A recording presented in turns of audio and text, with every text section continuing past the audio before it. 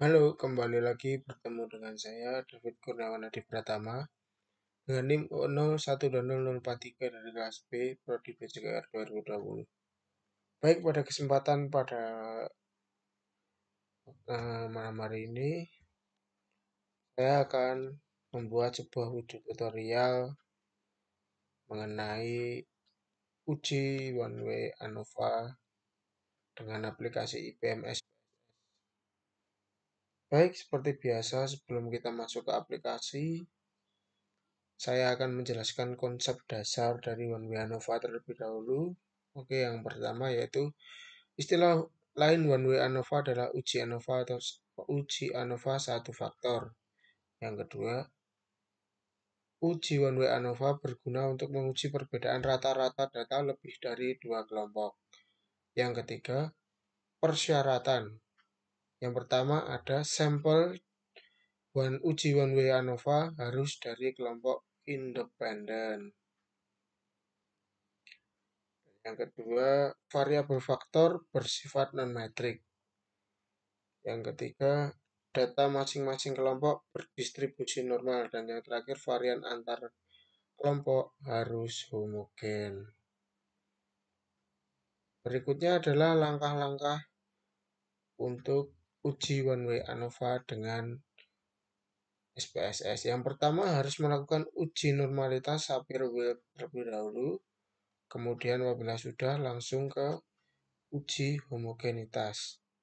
Dan yang terakhir baru melakukan uji one way ANOVA. Dasar pengambilan normalitas, ya ini normalitas ini adalah yang pertama ini yaitu dan homogenitas juga. Jika nilai signifikan lebih dari 0,05 maka data berdistribusi normal dan apabila nilai signifikan kurang dari 0,05 maka data tidak berdistribusi normal. Kemudian dasar pengambilan keputusan ANOVA. Jika nilai signifikan lebih dari 0,05 maka rata-rata sama. Dan jika nilai signifikan kurang dari 0,05 maka rata-rata berbeda. Oke, langsung saja kita masuk ke data yang akan kita analisis. Ya, ini adalah datanya. Ini adalah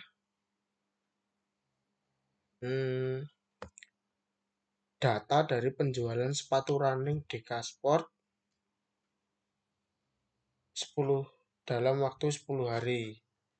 Ada 4 kategori merek yaitu yang pertama ada Nike, Adidas, Puma, dan Reebok. Ya ini adalah jumlah total sepatu yang terjual ya. Ya ini.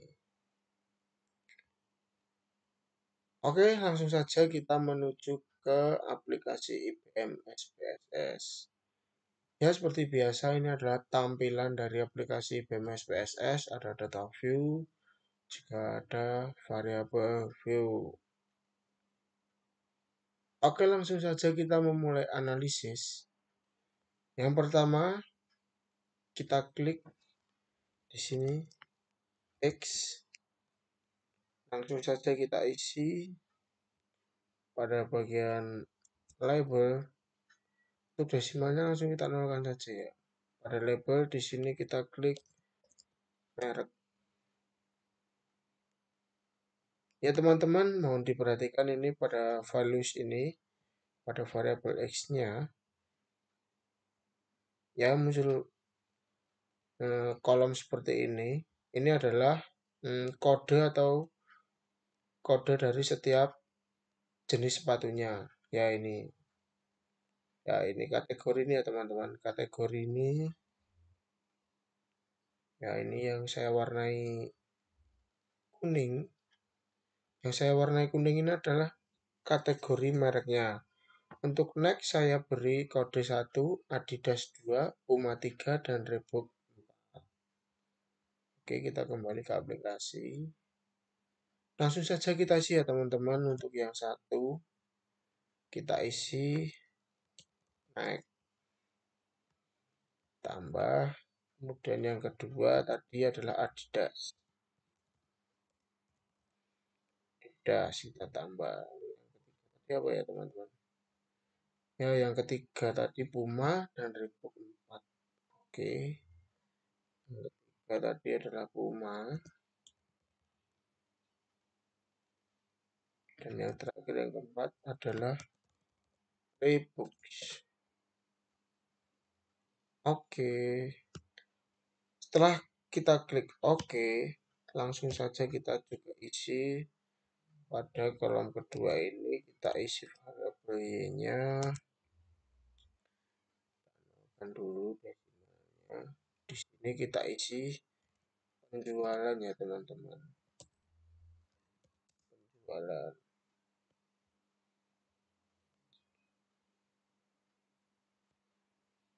Oke, langsung saja kita ke data view.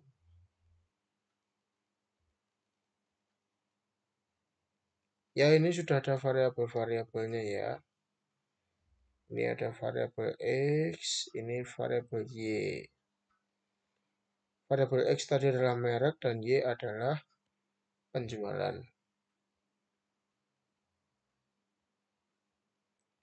Selanjutnya saya akan memindahkan data yang sudah kita simpan di Excel tadi.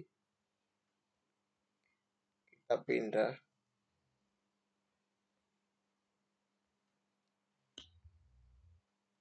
Saya blok semua merek dan penjualan dari merek Nike, Adidas, dan Puma untuk kategori 1, 2, 3, dan 4. Semuanya saya blok ya teman-teman.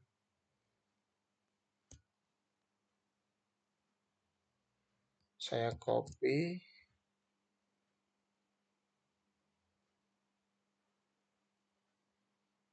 Saya paste di sini.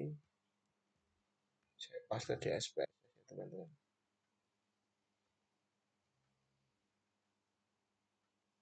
Ya, ini kita lihat dulu apakah sudah terinput. Ya, di sini ada 40 data sudah masuk di aplikasi IBM SPSS ini ya, di setiap variabelnya. Oke, untuk langkah berikutnya kita ke uji normalitas dulu ya. Caranya kita langsung klik analyze, kemudian descriptive statistik, lalu saya pilih explore. Ya, ini muncul kolom seperti ini. Untuk merek, saya masukkan ke kolom faktor list. Penjualan saya masukkan ke kolom dependent. Ya, apabila sudah, kita klik plot. Dan pada bagian ini normality plots with test ini kita centang. Ya, artinya kita akan melakukan uji normalitas. Kita continue. Kemudian saya klik OK.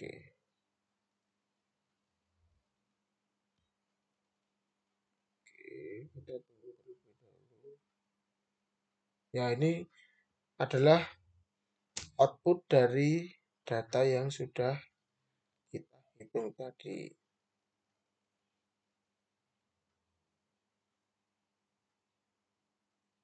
Ya, ini ya teman-teman.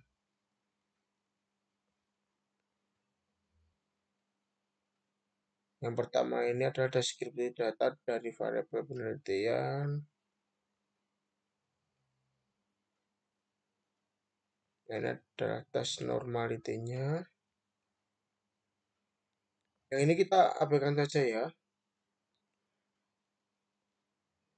Yang kita butuhkan di sini adalah test of normality atau uji normalitasnya. Kita buka pedomannya yang tadi.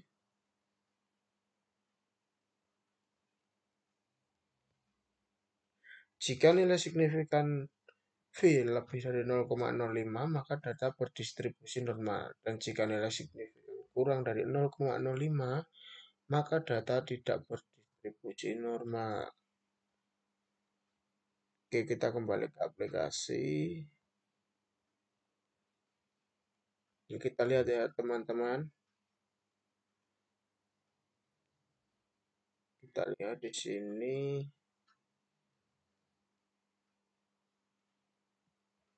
Ya, ini signifikansinya ya teman-teman, ini dari setiap variabelnya ada Nike, Adidas, Puma, dan Reebok.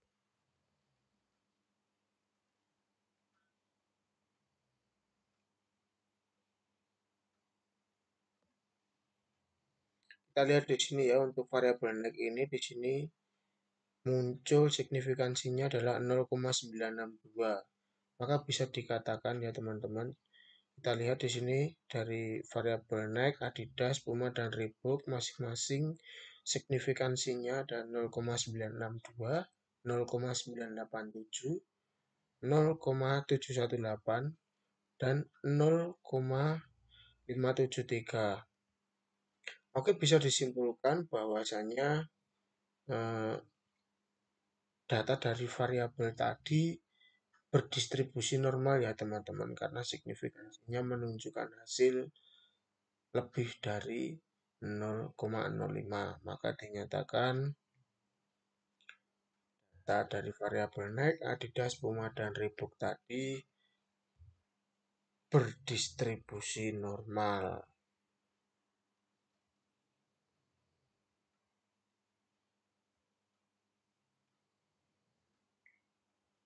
Oke. Oke, selanjutnya kita akan ke langkah selanjutnya ya, yaitu yang tadi yang pertama, yaitu kita sudah selesai ini teman-teman, kita sudah melakukan uji normalitas Shapiro-Wilks. Oke, yang selanjutnya adalah melakukan uji homogenitas dan uji one way ANOVA. Untuk kedua uji ini bisa dilakukan secara bersamaan ya teman-teman. Oke, langsung saja.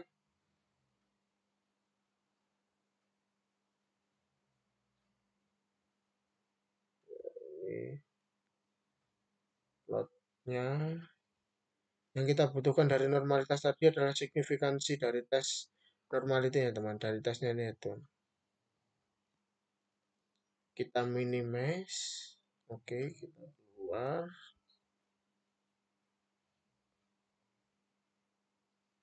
Kita kembali ke data. Ini data penelitian tadi. Oke, selanjutnya kita akan melakukan uji ANOVA sekaligus homogenitas. Oke, caranya yang pertama adalah kita klik Analyze, kemudian saya pilih Comparison, lalu saya pilih One Way ANOVA.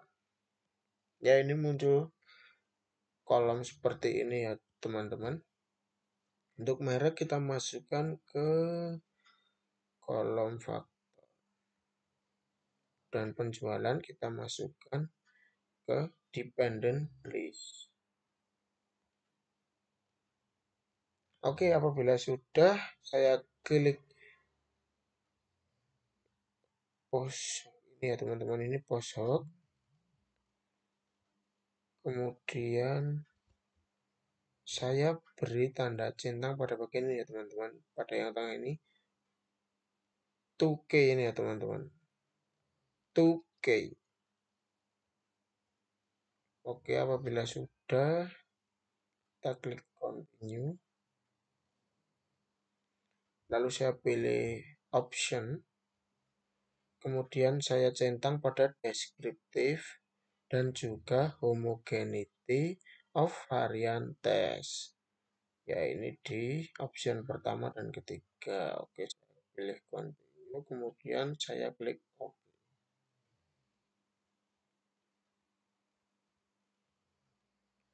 Ya, ini teman-teman outputnya sudah muncul ya teman-teman.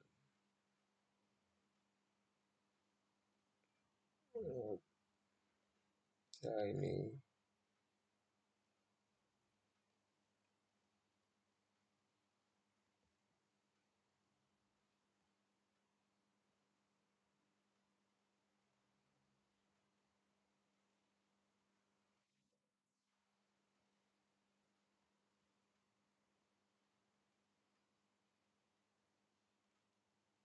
ya, ini teman-teman,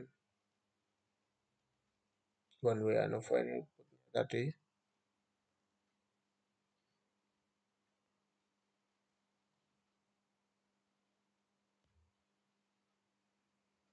Oke, yang pertama ini ada kolom deskriptif ini kita lihat di sini ada jumlahnya sepatu yang dijual tadi, yang jumlah yaitu jumlah waktu dalam penjualan tadi. Di sini ada rata-rata penjualan, standar deviasinya, dan minimum serta maksimum dari jumlah sepatu itu.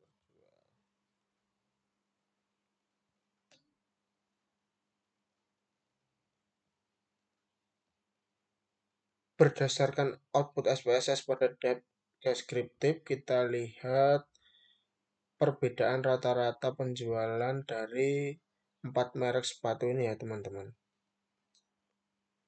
Untuk Nike sebesar 8 dan Adidas 8,2, Puma 4,9, dan Reebok 4,4 ya ini ya teman-teman. Ini ya teman-teman.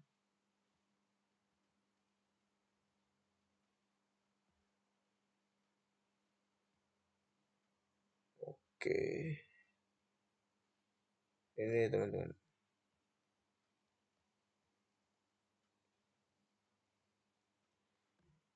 Baik dari hasil deskriptif dari bagian rata-rata atau min ini bisa disimpulkan yaitu rata-rata penjualan tertinggi itu bisa dilihat pada merek Adidas dengan rata-rata penjualan sebesar 8,2. Dan untuk rata-rata terendahnya ada pada merek Reebok dengan rata-rata atau minnya sebesar 4,4. Ya, ini ya teman-teman, kita lihat di sini ya. Ini untuk Adidas merek dengan rata-rata penjualan paling tinggi.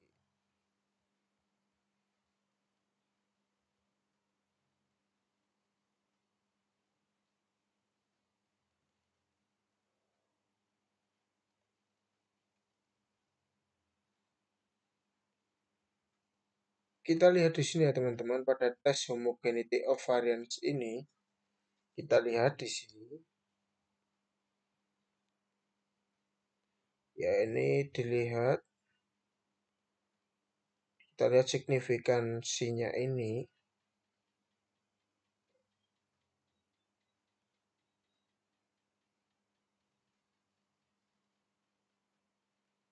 kita lihat di sini untuk signifikansi dari masing-masing merek teman-teman. Kita lihat di sini ada 0,543. Ya ini rata-ratanya ya teman-teman. Rata-rata dari penjualannya adalah 0,543. Ya ini ya teman-teman. Ini 0,543 ini. Nah ini 0,543 ini lihat melebihi angka 0,05. Maka dapat disimpulkan bahwa keempat varian dari kelompok penjualan sepatu tadi dari setiap mereknya yang sudah kita bandingkan ini bisa dikatakan homogen ya teman-teman, karena di sini signifikansinya menunjukkan 0,543, jadi lebih dari 0,05.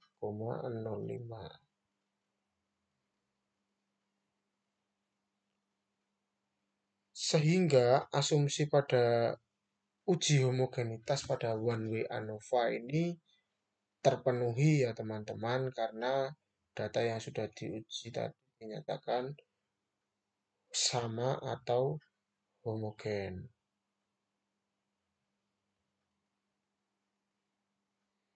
Kita lihat tadi syaratnya. Syaratnya tadi adalah data berdistribusi normal. Tadi sudah terpenuhi ya teman-teman. Dan yang terakhir untuk varian antar kelompok harus homogen. Ya kita lihat di hasilnya tadi. Untuk varian antar kelompoknya ini menunjukkan 0,543 ini lebih dari 0,05 ya teman-teman. Jadi dapat disimpulkan bahwa varian antar kelompoknya berdistribusi homogen. Oke, jadi syarat untuk melakukan uji ANOVA one way ANOVA, maksud saya one way ANOVA sudah terpenuhi ya teman-teman. Jadi eh, untuk uji one way ANOVA bisa dilakukan.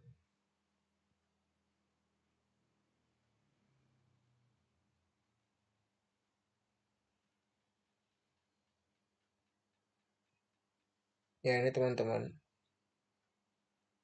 ini ANOVA-nya ya teman-teman. Kita lihat untuk dasar pengambilan keputusan ANOVA tadi, kita kembali ke dokumen yang sudah kita buat. Kita lihat dasar pengambilan keputusan ANOVA yang pertama yaitu jika nilai signifikan lebih dari 0,05 maka rata-rata sama. Dan apabila jika nilai signifikan kurang dari 0,05 maka rata-rata dikatakan berbeda.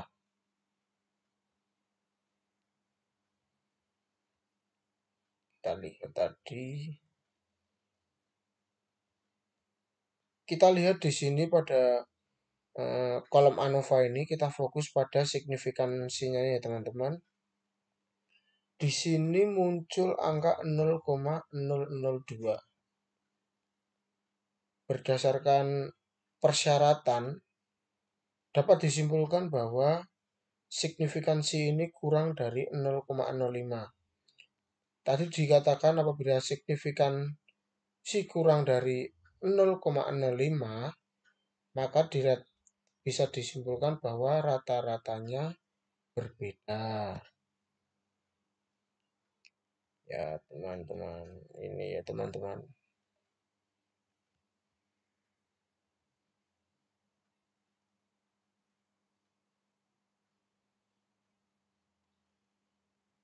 Ya, ini multiple comparison positionnya. Ya, jadi dapat disimpulkan ya teman-teman dari ujian ANOVA tadi, eh, karena signifikansinya kurang dari 0,05, dapat disimpulkan bahwa rata-rata penjualan dari 4 merek sepatu tadi, yaitu Nike, Adidas, Puma, dan Reebok tadi dikatakan berbeda ya teman-teman. Oke, signifikan dan nyata ya teman-teman berbeda. Oke.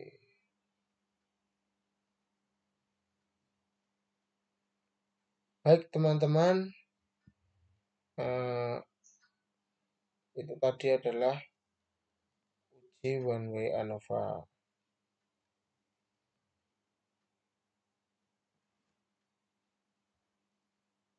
Kita lihat teman-teman di sini ada post hook test atau tes post hook.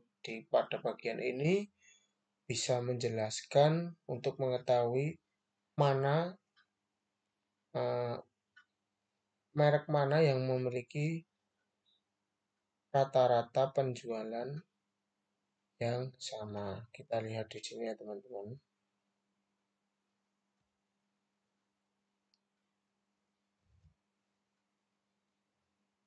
Kita lihat di sini, kita fokus pada signifikan ini ya.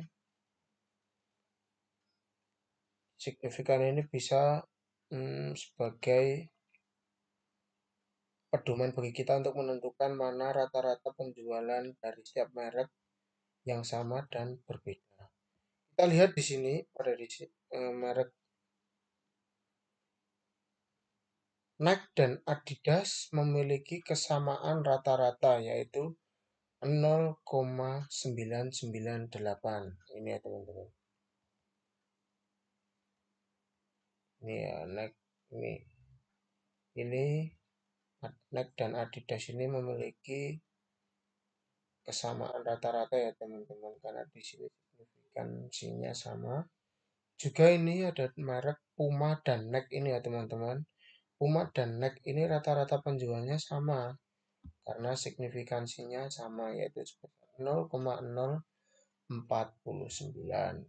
Juga ada ya di sini ya teman-teman untuk Reebok neck ini juga sama ini ya teman-teman. Di sini ada 0,017 ini ya teman-teman.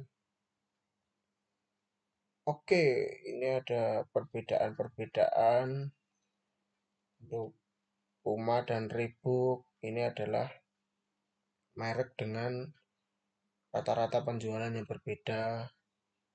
Adidas dengan Reebok juga di sini karena signifikansinya berbeda, jadi rata-rata penjualannya juga berbeda. Adidas dengan Puma juga berbeda karena rata-rata penjualannya atau signifikansinya berbeda. Jadi dapat disimpulkan untuk uh, merek dengan signifikansi atau rata-rata penjualan yang sama ada Nike dengan Adidas, ada Puma dengan Nike dan Reebok dengan Nike. Dan untuk yang berbeda ada Puma dengan Reebok, ada Adidas dengan Reebok dan serta yang terakhir Adidas dengan Puma.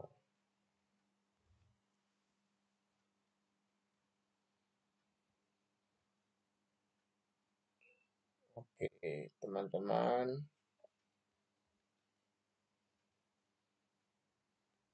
Oke. Ya, teman-teman, itu tadi adalah langkah-langkah dari uji One Way ANOVA yang sudah kita analisis bersama-sama, mulai kita uji dari normalitas, eh, dari uji normalitas Sapir Wheel, kemudian uji homogenitas, dan yang terakhir yaitu uji One Way ANOVA. Di sini kita mendapat kesimpulan, ada beberapa kesimpulan bahwa untuk rata-rata penjualan setiap merek ini berbeda ya teman-teman, dan juga ada rata-rata penjualan yang sama, serta semuanya ini normal dan homogen ya teman-teman dari data yang kita analisis tadi. Bisa dilihat tadi ada Nike dengan Adidas, contohnya adalah Nike dengan Adidas tadi sebagai contoh merek dengan rata-rata penjualan yang sama. Juga Puma dan Reebok tadi adalah sebagai contoh merek dengan rata-rata penjualan yang berbeda. Bisa dilihat di sini yang mendominasi di sini adalah Nike dengan eh, rata-rata penjualan tertinggi ya teman-teman. Dengan eh, merek paling menarik pelanggan ini Nike ya teman-teman. Kita lihat di sini. Baik, itu tadi adalah uji One Way ANOVA yang saya aplikasikan dengan IBM SPSS. Mungkin itu saja dari saya. Apabila ada salah kata dan salah langkah, saya mohon maaf dan mohon dikoreksi, serta mohon dibimbing, dan sampai jumpa dan tetap semangat.